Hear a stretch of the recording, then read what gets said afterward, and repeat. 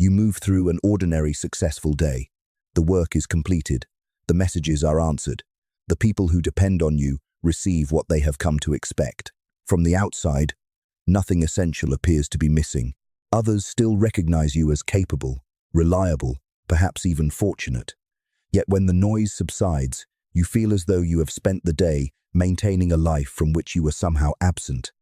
Praise reaches you but does not nourish you. Familiar routines begin to feel theatrical, as if you are performing gestures whose meaning has quietly withdrawn. You remember why your goals mattered. You can explain them clearly. But intellectual memory is not the same as desire, and somewhere beneath the practiced explanation, the emotional current has gone still. This can be frightening. It can awaken anxiety, loneliness, and the private suspicion that something in you has broken. Because the life remains recognizable to everyone else, your estrangement may feel shameful or ungrateful. So the first temptation is to force yourself back into agreement with it. Manufacture enthusiasm, count your blessings more aggressively, create a better system, set a larger goal, become even more productive. Perhaps, you think, if the performance improves, conviction will return. Sometimes it does. Fatigue, boredom, avoidance, conflict, illness, or concrete pressures can drain meaning from a life, and these possibilities deserve honest attention. But sometimes, the failure of motivation points elsewhere. It may not mean that your life has become worthless. It may mean that the personality built to inhabit that life has reached the limit of what it can carry. That possibility is not a diagnosis, a destiny, or proof that transformation has begun. Distress does not become sacred merely because it can be interpreted symbolically, and no crisis guarantees renewal. Its meaning must be discerned, with practical realities and professional support taken seriously when needed. What follows, then, is a sober map rather than a promise. The exhaustion of the public identity, the backward pull toward unfinished needs, the encounter with disowned qualities, and the gradual emergence of a center less dependent on performance. We will ask whether this is ordinary resistance, contextual strain, or a deeper conflict in identity, and what small, responsible forms of guidance might help. But first, we must understand the familiar self that is failing. What part of you was built to make this life possible? What did it protect, exclude, and hold together? The structure now experienced as confinement may once have been a shelter. The structure that made the old life possible can be called the persona, the organized face through which you meet work, family, community, and expectation. It is the version of you that knows how to answer, cooperate, lead, reassure, provide, or remain composed. Without some such form, social life would be nearly impossible. We need a way to enter the world and participate in it. The persona is not simply false. It may contain real discipline, tenderness, intelligence, courage, and skill. The mistake is subtler. A genuine part of the personality begins to speak as though it were the whole personality. What you can reliably present becomes confused with all that you are. Think of a well-made garment tailored for an earlier season. It may have protected you from harsh conditions. It may have helped you move through rooms where exposure was unsafe. There is no dishonesty in having worn it. The difficulty begins when the garment is mistaken for the body, when it cannot be loosened without shame or removed without terror. Imagine, for example, a dependable caretaker. This person learns early that competence brings safety and belonging. By anticipating needs, calming conflict, and asking little in return, they become indispensable. Their reliability is not an illusion. It is a hard-won capacity. Yet the role gradually demands exclusions. Need must remain hidden. Anger threatens connection. Play appears irresponsible. Uncertainty feels dangerous. The caretaker can hold everyone else together, but cannot easily discover what happens when they themselves are not composed. Then the world rewards the arrangement. Admiration confirms it. Predictability stabilizes it. Income, status, or family peace may depend upon it. Each reward strengthens the silent equation. If I stop performing this role, I may lose not only approval, but safety itself. What began as adaptation becomes psychological necessity. This helps explain why resentment toward an old identity is rarely the whole truth. Beneath the resentment, there may be grief for what was excluded, but also gratitude for what the role accomplished. It carried you through circumstances you may once have lacked the freedom, language, or support to change. To condemn it as mere falseness is to misunderstand the intelligence with which a person survives. The strong public appetite for language about the true self and Jungian foundations shows that many people want a framework for this conflict. That interest is not clinical evidence, however, and it cannot determine what any individual experience means. It tells us that the question is widely felt, not that one interpretation fits every life. Individuation, therefore, does not require declaring war on the persona. It asks only that the persona surrender its claim to total authority. You may thank the role without continuing to obey it everywhere. You may preserve its strengths without accepting all its prohibitions. This is the paradox. The old identity may feel imprisoning because it once served as intelligent shelter. Gratitude makes separation more deliberate and less destructive. Yet appreciation also reveals the next danger. When one useful adaptation monopolizes the personality, everything it excluded begins to press for recognition, and the first sign of that pressure is often exhaustion. Exhaustion begins to carry a different meaning when rest restores the body, but returning to the role immediately recreates the division. The central problem is not simply that you have too little energy, it is that energy must repeatedly be summoned on behalf of an identity that no longer receives your inward agreement. Outwardly, competence may continue almost untouched.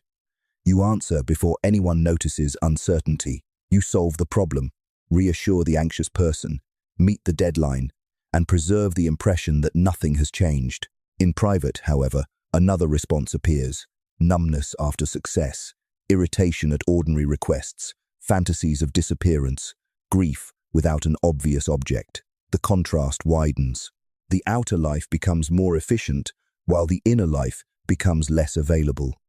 It is like keeping every lamp burning in a house whose occupants have quietly relocated. From the street, the building still looks inhabited. The electricity flows, the rooms are maintained, yet the activity serves appearance rather than presence. More power cannot bring anyone home.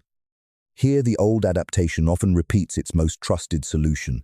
If you feel detached, work harder. If achievement feels empty, increase the standard. If resentment appears, become more generous, more disciplined, more useful. Alienation produces greater performance. Greater performance requires further suppression. Further suppression deepens alienation. Then the resulting emptiness is interpreted as evidence that your discipline remains insufficient. This is how competence can become self-abandonment without ceasing to be competence. The work may still be excellent, the care may still be real, but maintaining it now requires the repeated dismissal of fatigue, anger, longing, uncertainty, or grief experiences that may contain vital information even when they do not provide literal instructions. The qualification matters.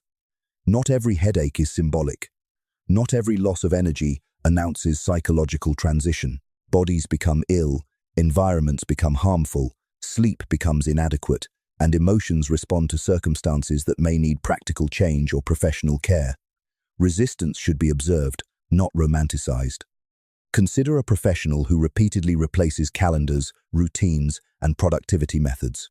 Each new system promises to restore focus, yet within weeks, the same heaviness returns. The problem may be workload or health, and those possibilities must be examined.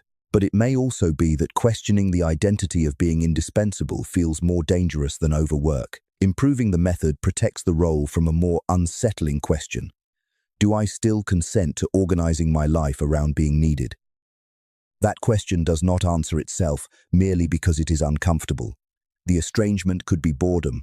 It could be avoidance of necessary effort. It could reflect illness, harmful conditions, or a conflict between the persona and a larger movement toward individuation.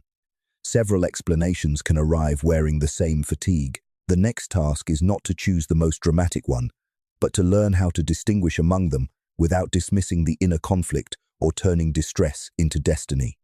The desire for a deeper explanation is understandable, especially when familiar answers have failed. But individuation is an interpretive frame, not a diagnosis, and no map can determine the cause of one person's distress from a distance. Similar experiences of emptiness, anxiety, loneliness, or feeling broken may arise from very different conditions. Their recurrence tells us that these pains are familiar. It does not tell us what they mean in any particular life. Begin with the least dramatic possibility. Ordinary boredom can feel profound while you are inside it. Repetition dulls attention. A neglected friendship narrows the world. Work that no longer offers learning becomes mechanical. Ask what happens when you receive adequate rest, encounter novelty, repair a strained relationship, develop a skill, or make a realistic change in conditions. If engagement returns without requiring a total reinterpretation of identity, the problem may have been a life insufficiently renewed rather than a self-demanding transformation. Avoidance requires a different question. What becomes easier not to face when dissatisfaction is described as fate?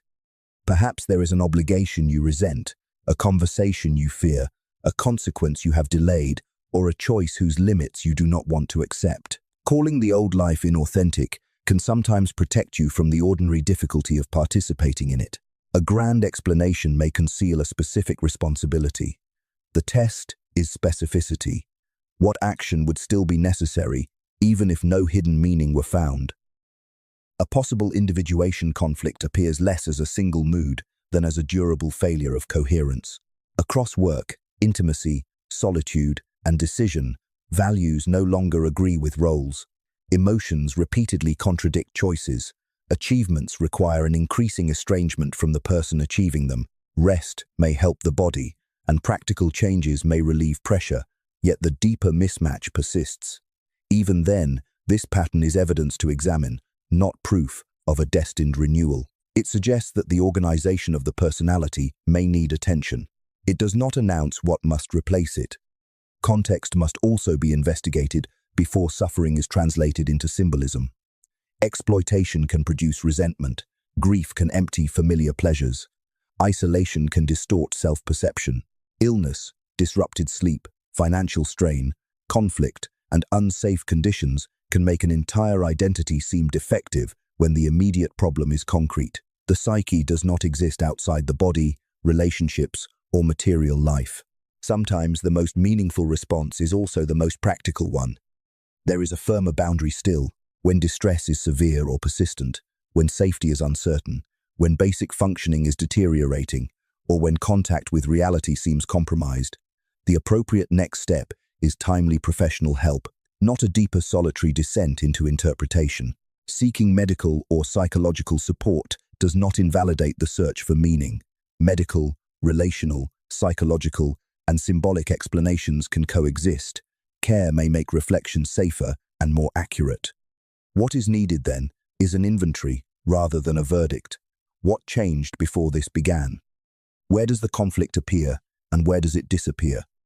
What reliably improves it? What worsens it?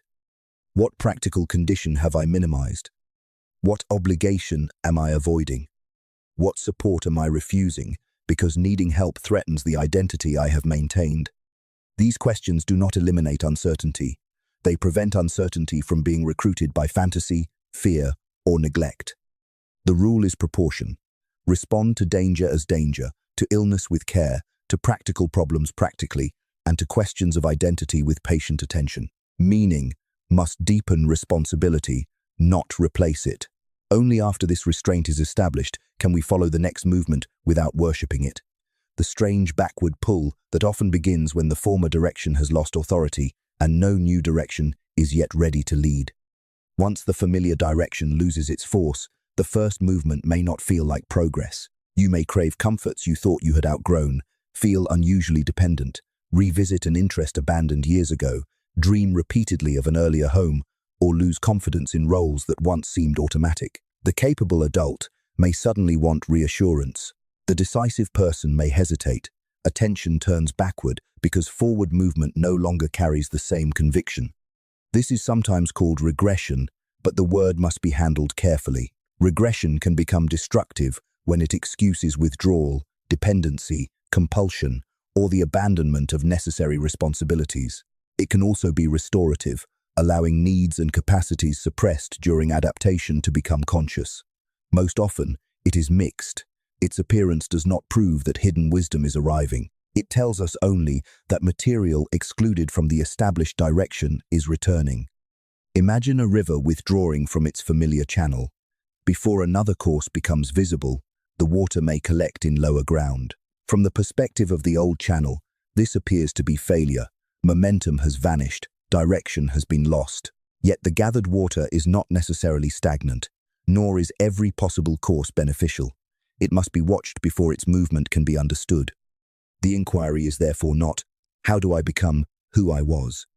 It is, what could not be felt, requested, protected, or developed while my persona was taking shape? Perhaps dependence was once too risky to acknowledge. Perhaps delight had to yield to usefulness, tenderness to composure, curiosity to achievement. What returns may belong to childhood, but the task belongs to adulthood. Consider a parent who becomes intensely drawn to music abandoned in youth.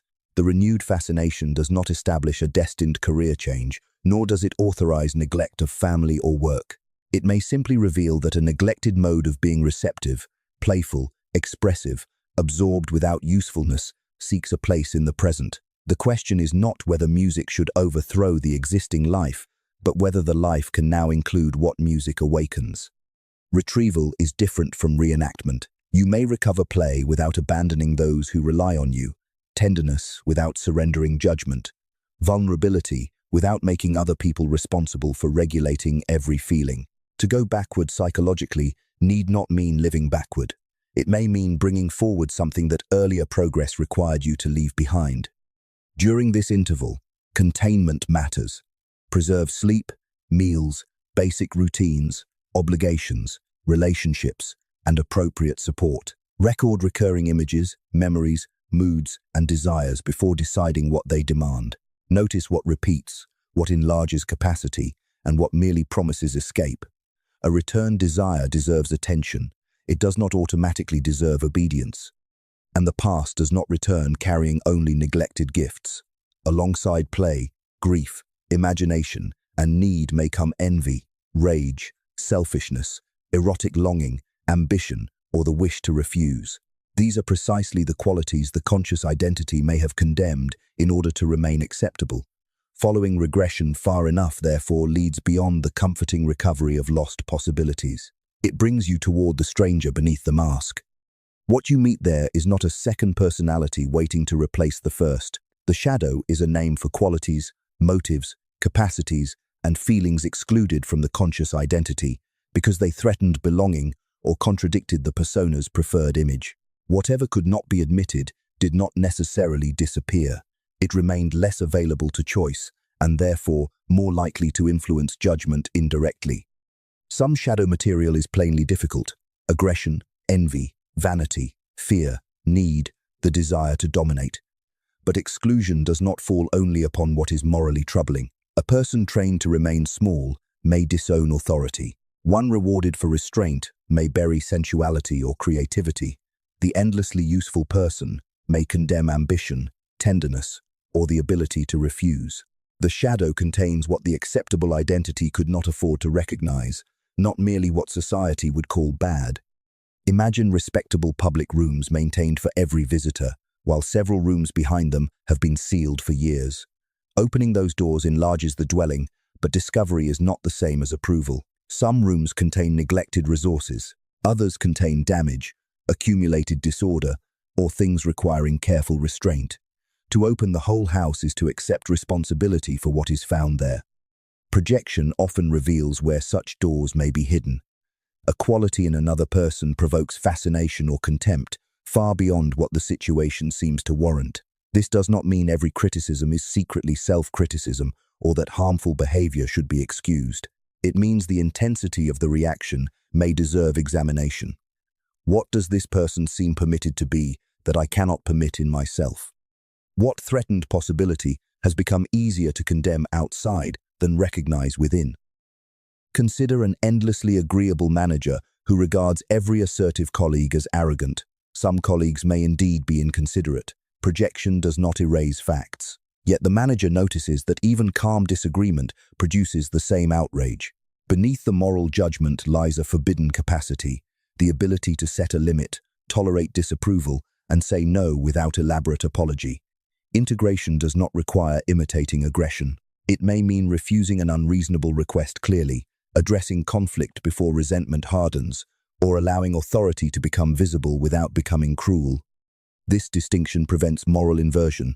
Recognizing anger does not sanctify cruelty. Recognizing desire does not cancel commitments.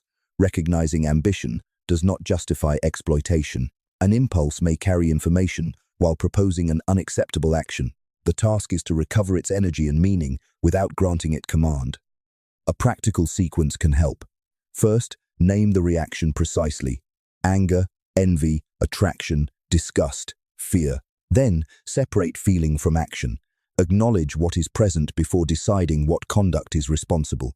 Locate the self-image under threat: the good person, the calm person, the selfless person, the person who never needs. Ask what capacity has been buried beneath that image. Finally, choose a proportionate expression, a boundary instead of an attack, an honest request instead of manipulation, creative effort instead of jealous comparison. The shadow becomes less dangerous, not when it is called good, but when it is recognized, bounded, and given conscious form. The recurrence of shadow integration in successful explanatory content, as reflected in the supplied content signal, shows that the framework resonates as an explanation. It does not establish clinical effectiveness, validate every interpretation, or prove that a particular conflict has this origin. The aim, then, is not to burn down the public rooms. Their order, skill, and hospitality may still be needed. The work is to make more of the dwelling accessible, repaired, and responsibly inhabited. Yet once both the respectable mask and its rejected opposite can speak, a harder interval begins. If neither should rule alone, what can hold them together until a wider authority becomes discernible? Now the conflict becomes more exact. The persona still carries obligations, relationships, and abilities earned through experience. It knows how to keep promises, exercise judgment, and participate in a shared world. Yet the neglected personality asks for greater breadth, more honesty about need, more room for desire, more freedom to question what duty has become. Both claims contain truth. Neither deserves absolute rule. Two symmetrical escapes now appear. The first is to retreat completely into the old role, treating every disturbance as weakness and restoring order through renewed self-suppression. The second is to identify with the most dramatic new impulse, treating intensity as revelation and disruption as permission. One escape sacrifices the emerging life to continuity. The other sacrifices continuity to whatever feels most alive today. Both end uncertainty by becoming one-sided. Imagine standing on a bridge in heavy fog. The far bank cannot be seen, and the ground behind you remains familiar. But limited vision does not require an immediate return, nor does it justify leaping over the railing in order to prove that change is real. You can remain where the structure still supports you, attend to what is near, and take only the step the available light permits. This restraint is not cowardice. Pain is not proof of progress. Intensity is not proof of truth. A disrupted life is not necessarily a transforming life, and suffering confers no guarantee of wisdom, authenticity, or renewal. Sometimes, distress reveals a conflict that needs sustained attention. Sometimes it signals illness, danger, exhaustion, avoidance, or conditions that must be changed directly. The deeper interpretation remains conditional. Containment is therefore an active discipline. When possible, slow decisions whose consequences cannot easily be reversed. Preserve sleep, meals, basic routines, financial responsibilities, and contact with trustworthy people. Seek perspectives from those who can respect your inner conflict without flattering every impulse or defending the old identity at any cost. Prefer experiments that yield information, a limited boundary, protected time, a candid conversation, a temporary redistribution of responsibility. Small changes can be observed. Irreversible ruptures cannot be tested in the same way. During this interval, practice holding paired truths.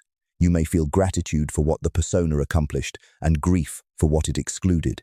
You may honor duty while admitting desire. Fear may coexist with possibility, continuity with change. Love for an existing life with the knowledge that its present form cannot remain untouched. Contradiction does not always mean that one side is false, and the earlier safety boundary remains active. If functioning deteriorates, danger appears, or symbolic language begins excusing avoidance, neglect, or harmful conduct, return to practical assessment and professional support. Meaning should increase your capacity for reality, relationship, and responsibility. The first evidence of a wider personality may therefore be neither certainty nor revelation. It may be the quieter ability to remain conscious while opposing claims are present, without collapsing into the old mask or surrendering to the newest impulse.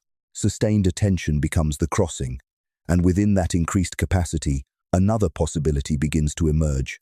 Not a perfect identity, but a center able to relate the parts without erasing their difference. What, then, might mediate among these competing claims? In Jungian language, the self does not mean the polished self of ordinary aspiration, maximized, purified, permanently confident, free of contradiction. That ideal is often only another persona, more impressive and more demanding than the one it replaces. Wholeness is not flawlessness. It is the growing capacity of the personality to include what had previously been divided. The self can be understood conditionally as a larger organizing wholeness, relating persona and shadow, memory and body, private values and public responsibility.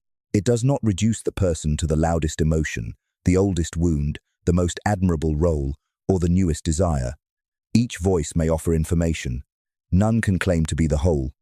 Its activity may resemble an unseen center, gradually reorganizing a room. Nothing levitates. No mysterious force announces that the work is complete. Yet furniture, once arranged mainly for display, begins to serve actual life. A chair turns toward conversation. What is used becomes accessible. What obstructs movement is shifted. The room remains recognizable, but inhabiting it requires less performance. The signs, if they appear, are usually modest. You feel less compelled to impress someone whose approval once governed you. A no becomes proportionate rather than apologetic or punitive. An old interest returns without needing to become a grand new identity. Mixed motives become easier to acknowledge.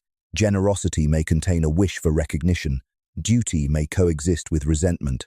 Love may include the need for distance. Choices remain difficult, but fewer of them require you to silence an entire part of yourself. Imagine a leader who remains capable and committed but stops treating indispensability as proof of worth. Nothing dramatic happens. One task is delegated. One uncertainty is admitted without collapsing into shame. Time is made for a neglected relationship. Competence has not vanished. It has been released from the burden of establishing identity. The leader may discover that responsibility becomes more accurate when it no longer includes the fantasy that everything depends upon personal control.